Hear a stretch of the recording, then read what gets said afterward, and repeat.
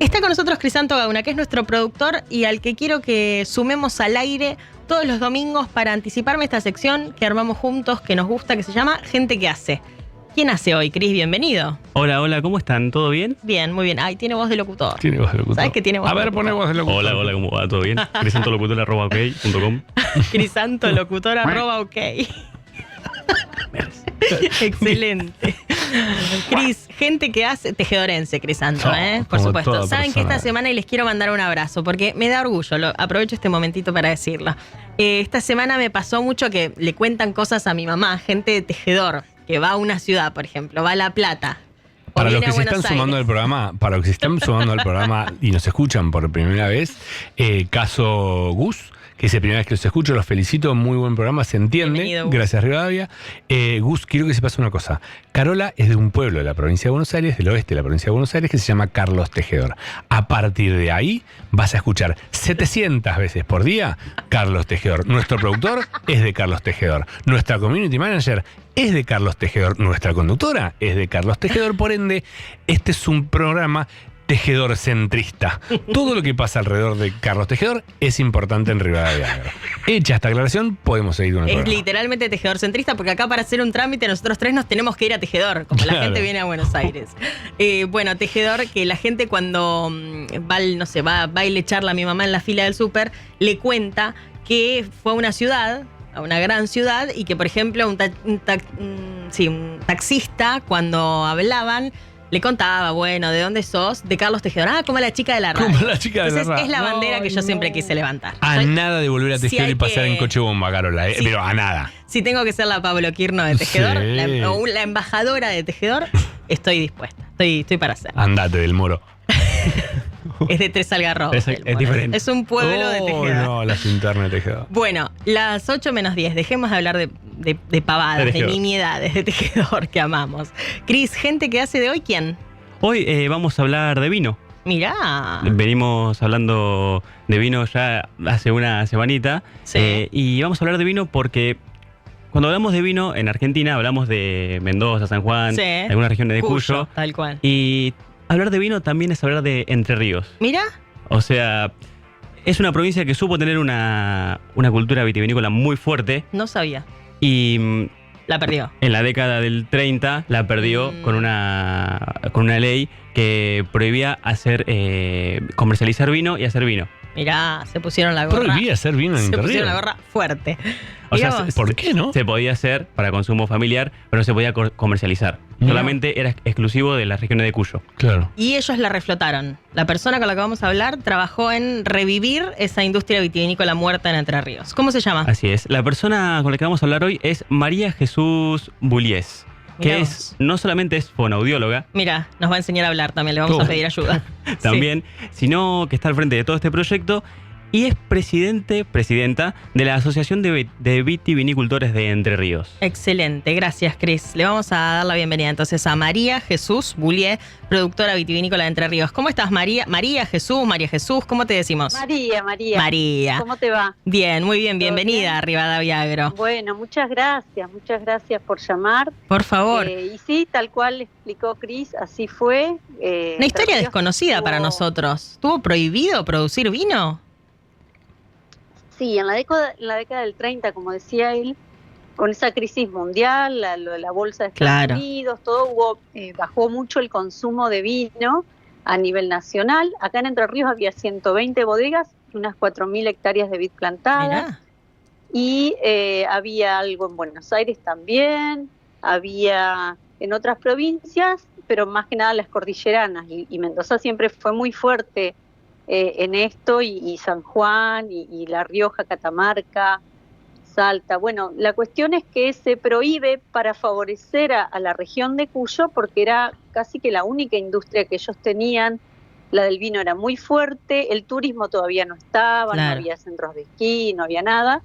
El petróleo tampoco todavía estaba, así que el vino era casi que la única economía fuerte, con lo mismo las frutas de carozo, y con esta baja de consumo en general, Claro. se decide la Junta Reguladora de Vinos en los años 1934, 1935, 1936, por un decreto que saca el presidente Agustín P. Justo, que era nacido en Concepción del Uruguay, acá en Entre Ríos justamente.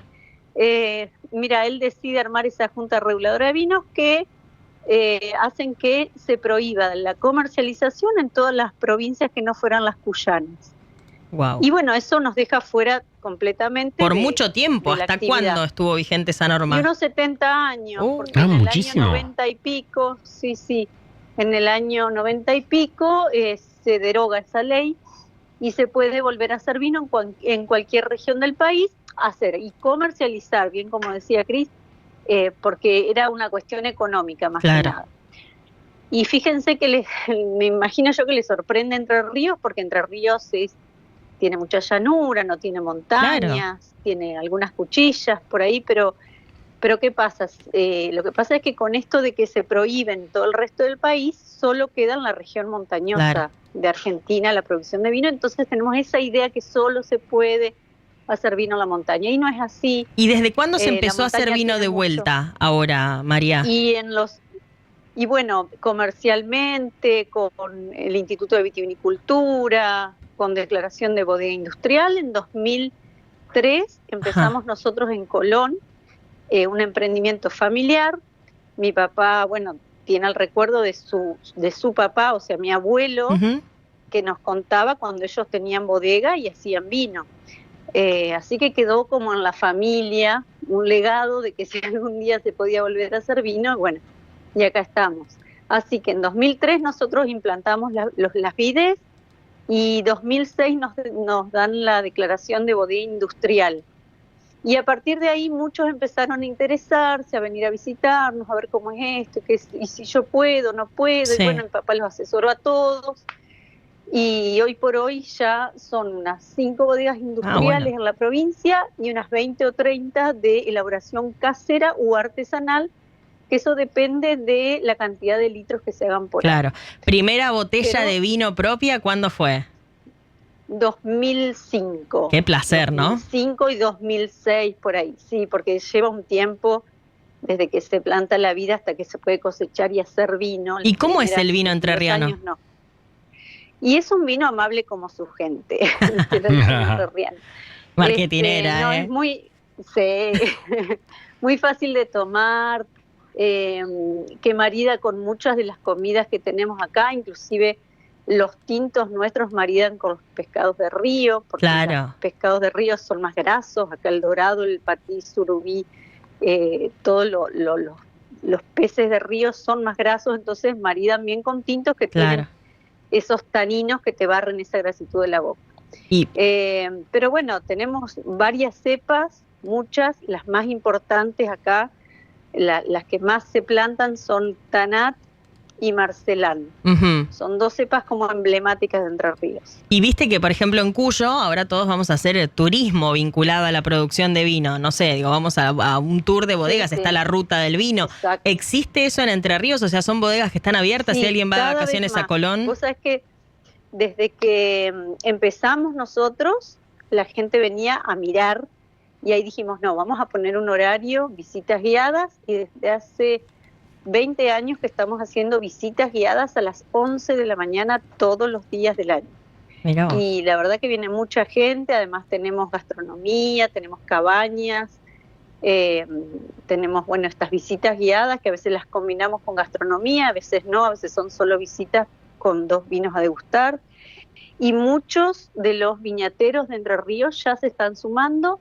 Tanto es así que estamos teniendo, no ruta del vino en Entre Ríos, porque es muy grande, se expande mucho, sino que por regiones. Acá en Entre Ríos se pueden visitar unas 4 o 5 bodegas, en Colón digo, en Gualeguaychú otras 4 o 5, en la costa del Paraná también, en La Paz, en Concordia hay 4 bodegas abiertas al turismo. Y 2 preguntas en una porque me queda 1 minuto y medio, pero... 2 cosas, si hay mercado y si hay futuro, que una deriva de la otra para el vino entrerriano. Sí, sí a las 2 cosas, porque esto fue algo creciendo y nunca se puso en meseta, siempre fue creciendo ascendentemente de forma impresionante. Ya tenemos 20 años de historia reciente y la verdad es que cada vez hay más y cada vez se suma más gente. Ahora en Colón, por ejemplo, departamento Colón, hay 2 emprendimientos nuevos, de chicos jóvenes que apuestan a esto, que empezaron el año pasado. Y así en todos los departamentos, acá no decimos partidos, decimos departamentos, se van sumando cada vez más y en casi todos los departamentos hay viñedos. Espectacular. Cuando Así estemos por la zona de mucho. Colón vamos a pasar. Gracias, María Jesús, por la charla. Un placer. Sí.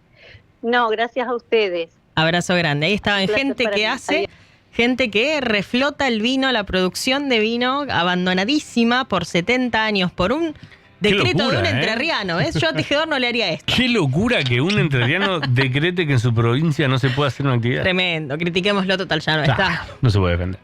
Terrible, terrible. Pero bueno, me gustó mucho el gente que hace de hoy. Sí. ¿Qué no se debería poder hacer en Tejedor? Si tuviera que prohibir algo que no se puede hacer en Tejedor, tengo un miedo a esta respuesta. Yo también. Tengo un miedo a esa pregunta. ¿Qué no se debería poder hacer?